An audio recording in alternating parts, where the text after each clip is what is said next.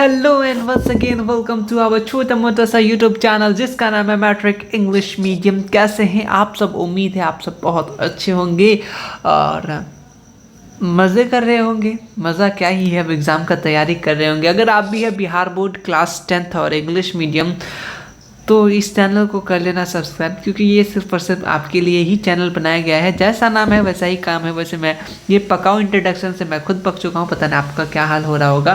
फिर भी अगर आप चैनल से मिस्टेक से भी नए हैं या फिर आप 2025 के लिए तैयारी कीजिएगा या फिर कोई आपके आसपास मोहल्ले वाले को भी शेयर कर सकते हैं। इंग्लिश मीडियम के लिए ये चैनल बनाया गया है, फिलहाल आप लोग इसका फ़ायदा उठाते हुए। ठीक है, आगे बढ़ते हैं। वीडियो को शेयर कर सकते हैं इंग्लिश मीडियम फ्रेंड के साथ और बेल आइकन ज़रूर प्रेस करना ताकि जो भी वीडियोस आए तुम तक सबसे पहले पहुँचे। सब्सक्राइब तो कर देते हो लेकिन बेल आइकन नहीं प्रेस करते तो वीडियो नहीं पहुँच पाता। बाद में भैया बोलते हो भैया ये कब करवाइएगा, वो कब करवाइएगा। बहुत सारी चीज़ें ऑलरेडी हो चुका है, प्लेलिस्ट चेक करो, बहुत सारी चीज़ मिल जाएगा। और ये हार्ट जो खाली है ना, तो किसी को घुसने मत देना, मतलब कि वीडियो को लाइक कर देना। ठीक है, तुम लोग मत जाओ इधर उधर।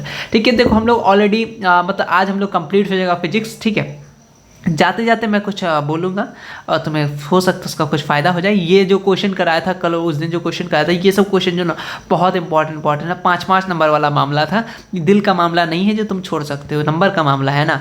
नंबर एक ही बार बनता है, तो तुम अच्छे से करके रखना। आज हम लोग लास्ट चैप्टर पे चलेंगे, सोर्सेस ऑफ एनर्जी और मैनेजमेंट, और जो भी चीज़ है वो हम लोग बायो में, ये फुल्ली हम लोग का आज हम लोग क्या कंप्लीट हो जाएगा फिजिक्स का। ठीक है, और एक चीज़ आपने देखा होगा, एक बहुत बार मिरर फार्मूला थोड़ा प्रूव वगैरह करने आ जाता है, कुछ न्यूमेरिकल्स भी आते हैं आपके जो बोर्ड एग्जाम में। ठीक है, एक आता है अपना हीट पावर वाला, वहाँ से एक NCERT के एग्जाम्पल से क्वेश्चन आता है वो। ठीक है, कितना पावर कंज्यूम होता है, उस टाइप का जो ऑब्जेक्टिव, मतलब कि ऑब्जेक्टिव या फिर आपके न्यूमेरिकल्स में ऑब्जेक्टिव या सब्जेक्टिव में आते हैं, जो छोटा मोटा आता है उसको हम लोग को रेडी रख कर लेंगे। ठीक है, अगर आप न्यूमेरिकल्स छोड़ देते हैं तो फिर भी आपसे बन जाएगा, क्योंकि अगर आपको डेफिनेशन याद है ना यार तो तुमसे बन जाएगा। 50 तो तुम्हें, मतलब कि 80 में से 40 तुम्हें ऑब्जेक्टिव में बनाना है, बाद बाकी इधर उधर तुम्हें हर चीज़ में छूट मिलेगा, डिस्काउंट चलेगा अच्छा खासा, तो तुम फ़ायदा उठा सकते हो।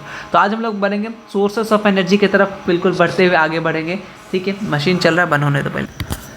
फर्स्ट टर्म है सोर्सेस ऑफ एनर्जी। आपसे क्या समझते हैं? वैसे ये पूछेगा नहीं लेकिन फिर भी आपको याद होना चाहिए, चैप्टर का नाम है sources of energy is anything which जो सप्लाई कर सके, supply us useful energy for carrying out के various activity like cooking, heating. एक इसका एग्जांपल हुआ सोर्सेस ऑफ एनर्जी। ये पूछने के चांसेस बहुत कम है, लेकिन ये जब ना रीनेबल, नॉन रीनेबल, ये वाला क्वेश्चन, ये लगातार जो ये 3 क्वेश्चन देखने मिल रहा है ना, ये बहुत इंपॉर्टेंट है। क्योंकि कैसे, आपको कैसे पता ये इंपॉर्टेंट है? क्योंकि मैं इस समुंदर में आके तैर के, मतलब कूद का, मतलब आ चुका हूँ इस समुंदर से पार होके, तो मुझे बेटर मालूम है ना। तो बात को माना करो, इधर उधर ना जाया करो, हाँ नज़र लग जाएगी। एन एग्जाम्पल रीनेबल क्या होता है? एन एनर्जी ऑफ सोर्स जो क्या कहता है रीप्लेन, मतलब फिर से वापस से कर सकते हैं इन शॉर्ट टाइम, उसको क्या बोलते हैं? जैसे सोलर एनर्जी, हाइड्रो पावर, ये सब किसका एग्जाम्पल है? ये सब रीनेबल। एग्जाम्पल तो तुम याद रख रहे हैं, बहुत ही इंपॉर्टेंट है। तुमको ये क्वेश्चन तो SST में भी देखेगा ही, रीनेबल जो फिर से न्यू बन सके।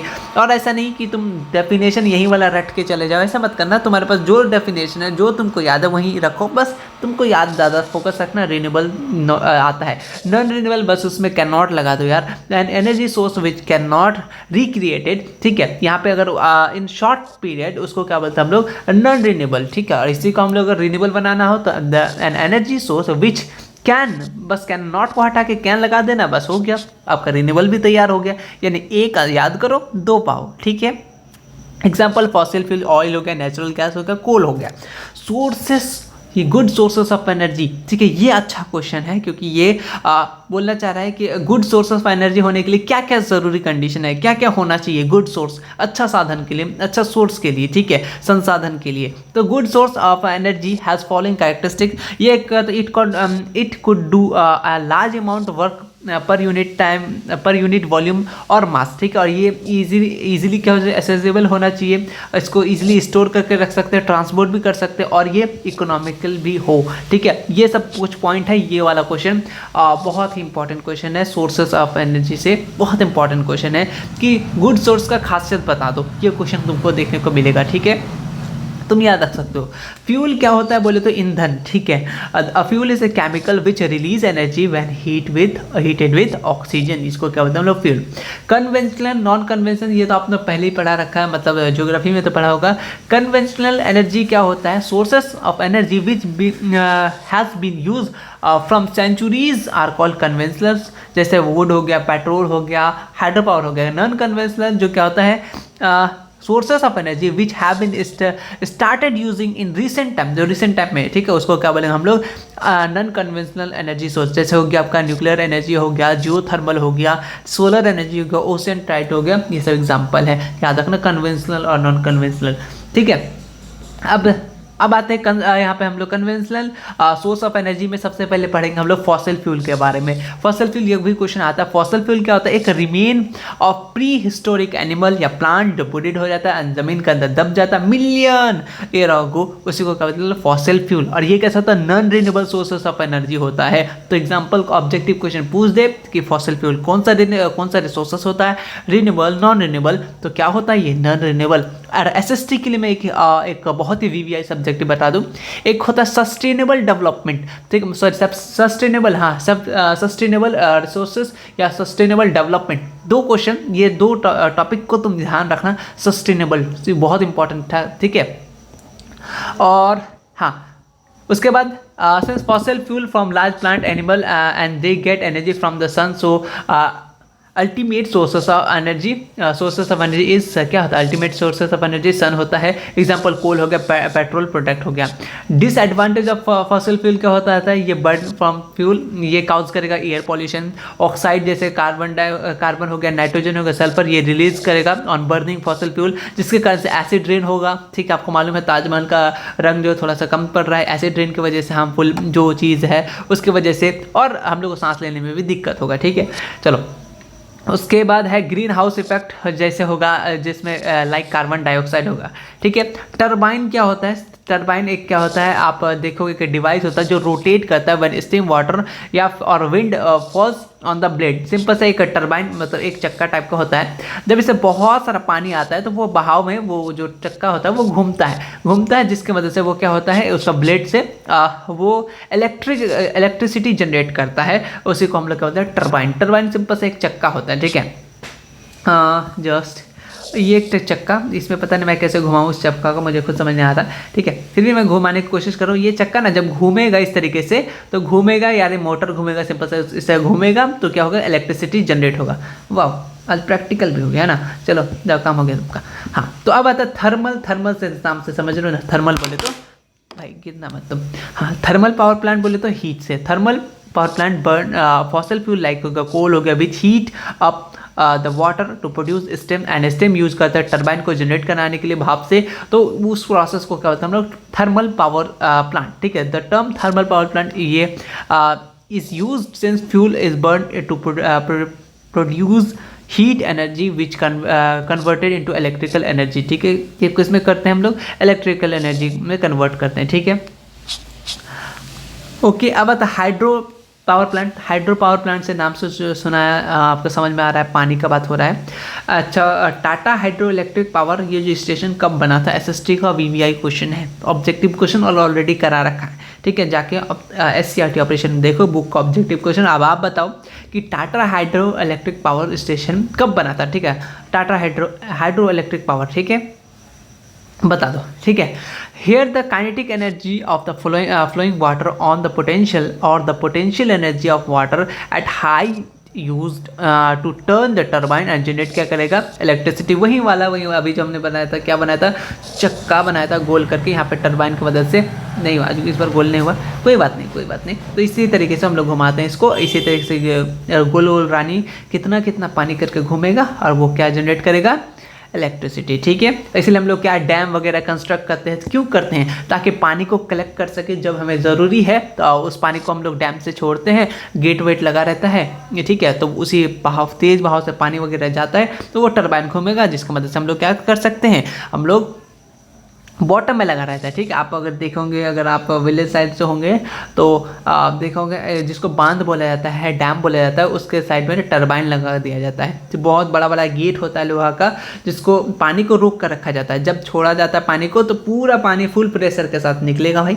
ठीक है। और टरबाइन घुमाएगा, टरबाइन घूमेगा तो क्या होगा, अपना इलेक्ट्रिसिटी प्रोड्यूस होगा। तो ये सब आपको देखने को मिलेगा, है ना। अगर आप शहर में होंगे तो आपको ये सब देखने को नहीं मिलेगा, ठीक। चलो, गायों में रहने का बहुत फ़ायदा है, ठीक है। चलो, बायोमास की बात करें। बायोमास क्या होता है, एक ऑर्गेनिक मैटर होता है जो we get from energy renewable basis पे, ठीक है। इट इंक्लूड, इसमें क्या होता है, वुड होता है, एग्रीकल्चरल रेड्यूस होता है, एनिमल एक्सक्रीटा होता है, वेस्ट फ्रॉम फूड प्रोसेसिंग, ठीक है।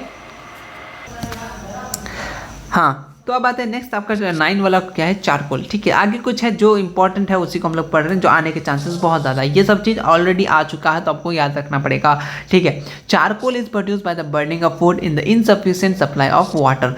दिस मेथड, इसको क्या बोलते हैं, destructive distillation of wood. Charcoal burn करते हैं विदाउट फ्लेम, इज कंपेरेटिवली ये स्मोकलेस होता है, ठीक है। और ये कहता है high and has a higher heat generation efficiency होता है, किसका, चारकोल का। तो इसलिए इस्तेमाल करते हैं हम लोग चाय वगैरह बनाने में। घर पे तो नहीं, घर पे पहले यूज़ किया जाता था बहुत पहले के ज़माने में, ठीक है। अभी तो एलपीजी वगैरह आ गया है, अब तो वो भी कम इलेक्ट्रिसिटी से बन रहा है, ठीक है। नेक्स्ट आता है बायोगैस, ठीक है। जो इंपॉर्टेंट नहीं है उसको इरेज कर दिया गया है, क्योंकि खामों का कंटेंट बढ़ाने से, मतलब कि क्या बोलते हैं, दिमाग में ये सब भरने से कोई फ़ायदा नहीं। जो चीज़ इंपॉर्टेंट है उसी को हम लोग देखते हुए बस चलेंगे। बायोगैस, ठीक है। बायोगैस की बात करें तो ये काउ डंग से वेरियस प्लांट मटेरियल जैसे हो गया residue after the harvesting crop हो गया, वेजिटेबल हो गया, वेस्ट सीवेज हो गया, इसको डिकम्पोज किया जाता है। एब्सेंस ऑफ ऑक्सीजन वो क्या देता है आपको, बायोगैस। एन एरोबिक, आपका एन एरोबिक और एरोबिक बायो का VVI question, aerobic and anaerobics का डिफरेंशन, मतलब डिफरेंट याद करना है, ठीक है। चलो, organism that do not require oxygen का डिकम्पोज और ब्रेक डाउन करता है complex compound of the cow dung slurry, this process call, इसको एनारोबिक डाइजेशन बोलते हैं। स्टार्ट करते हैं। Since the starting material mainly cow dung, it is popular in as gobar gas, ठीक है। What do you mean by gobar gas, ये पूछ सकता है तो आप इसको लिख सकते हैं। देखो, बायोगैस कंटेन करता है 75% का मीथेन, 23% कार्बन डाइऑक्साइड। एक क्वेश्चन बन सकता है ऑब्जेक्टिव में, बायोगैस में कौन कौन सा गैस प्रेजेंट होता है ये तो बता दो बच्चे। तो आप क्या लिखेगा, मीथेन, ठीक है, और कार्बन डाइऑक्साइड, और 2% अदर गैसेस, ठीक है। It burn without smoke, leaves no reduce like would हो गया, चारकोल जैसे, ये कुछ मतलब, और एक्सीलेंट फ्यूल होता है, ठीक है। बायोगैस तो इसका इस्तेमाल पहले किया जाता था, ठीक है।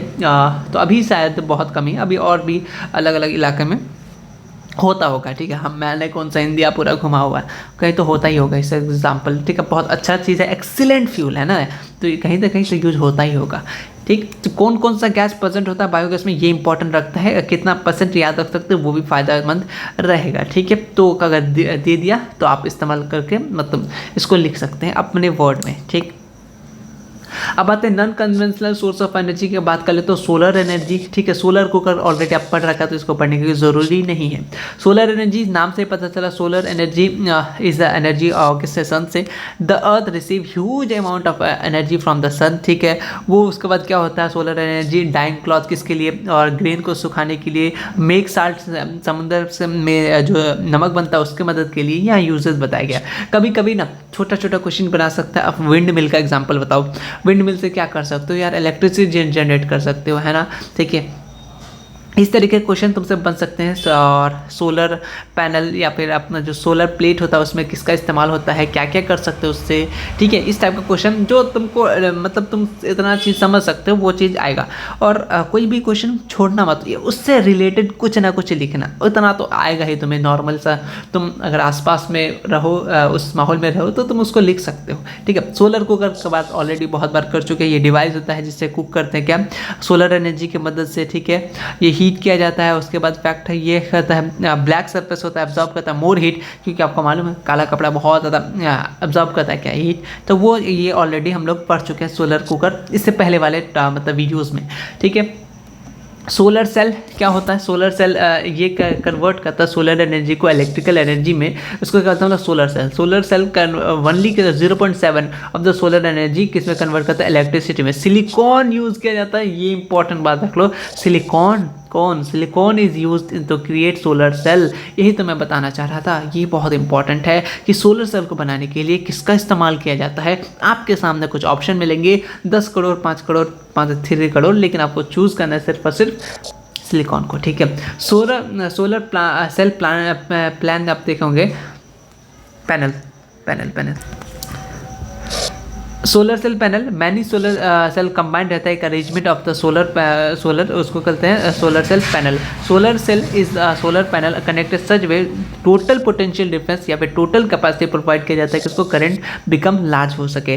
टिंडल एनर्जी, ये क्या होता है, gravitational pull of moon on the spinning earth घूमता है, प्रोड्यूस क्या करता है, टाइड ऑन द ओशियन में क्या प्रोड्यूस करता है, टाइड्स प्रोड्यूस करता है। This phenomena called high and low tides and difference in sea level give tidal energy. वो क्या देता है, टिंडल एनर्जी देता है। Tidal energy is harnessed and constructing the dam across the narrow opening the sea, ठीक है। Turbine fix होता है, फिर से वहाँ पे क्या करता है, ओपनिंग द डैम, और वो क्या करता है, कन्वर्ट करता है किससे, टिंडल एनर्जी से इलेक्ट्रिसिटी। वहाँ पे भी टर्बाइन का इस्तेमाल किया जाता है, ठीक है। तो आपने देखा वही घूमने वाला यार, उस टर्बाइन का इस्तेमाल वहाँ भी किया जाता है।